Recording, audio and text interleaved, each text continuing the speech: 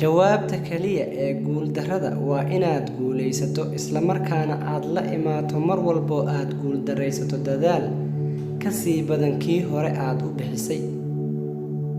Qofka kaliya ee noloshaada isbeddelka ku samayn kara waa adiga. Adiga keligaaga ayaa awood u leh inaad wax ka beddesho noloshaada. Muhiimna ma aha waxay dadka kugu dhahaan ama ay kaa aaminsan yihiin. Riyadu kaliya waxay noqon doontaa riyo haddii aan loo beddelin hadaf iyo ujeeddo iyo hiigsi iyo himilooyin, isla markaana aan loo dejinin qorshe cad iyo ajande u gaar ah si loo xaqiijiyo hadafkaas. Si aan u guulaysano, marka hore waa inaan annaga isku kalsoonaanaa nafsad ahaan.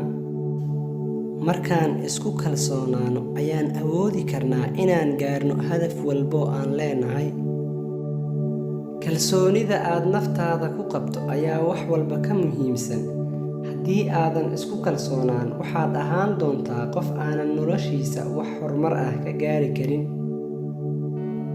Qofka hanka sare leh waxa uu samaystaa hadafyo u gaar ah, isla markaana uu rabo inuu xaqiijiyo. Balse qofka hamigiisa hooseeya ee aan han sare lahayn waxa uu ku mashquulaa hadafyada dadka kale iyo waxyaabaha ay haystaan. Rajadu waa inaad ka quusataa quusashada, mar walbana aad ahaataa qof aanan niyad jabin si walbo ay nolosha kuugu adkaato, duruufo adagna kuu soo wajahaan. Allah subxaanahu wa tacaala waxa uu qur-aankiisa ku leeyahay: laa taqnituu min raxmatillaah, ina allaha yakfiru dunuuba jamiica, innahu huwa alghafuuru raxiim. Ha ka quusanina naxariista Alle, waxa uu Alle cafiyaa dembiyada oo dhan. Allah waa mid dembi dhaaf badan oo naxariis badan. Xikmaddu waa inaad garataa waxa waajibka ah inaad samayso. Xirfadduna waa inaad garataa sidii aad u samayn lahayd waajibkaas. Guushana waa inaad samaysaa waxa waajibka kugu ah. Tusaale ahaan, waxaa xikmad ah inaad garato inay waajib tahay inaad dukato. Waxaana xirfad ah inaad barato sidii aad u dukan lahayd. Waxaana guul ah inaad fuliso waajibka oo aad raacdo amarka Allah oo aad dukataa salaada. Intii aad eedayn lahayd oo aad ka xumaan lahayd mugdiga, taas beddelkeeda daaro shumac si aad uga baxdo mugdiga. Waxaa waajib ah inaad samayso waxyaabaha aad isleedahay ma samayn kartid ama way kugu adag yihiin. Waxaana hubaal ah ugu dambayn in aad samayn karto.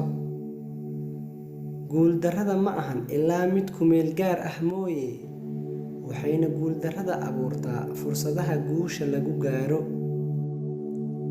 Ma jiro qof guul gaara ilaa uu soo maro caqabado iyo dhibaatooyin iyo waddo qodxa badan leh.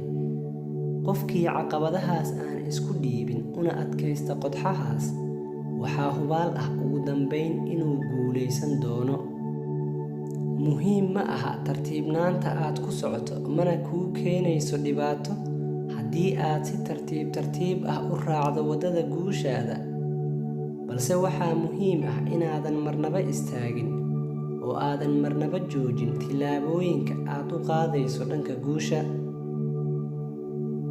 Waxaa laga yaabaa inaad guuldarraysato haddii aad isbiimayso oo aad u dhaqaaqdo dhanka guusha, balse waxaa hubaal ah inaadan guulaysan doonin haddii aad ka baqdo isbiimaynta iyo raacidda waddooyinka adag ee guusha.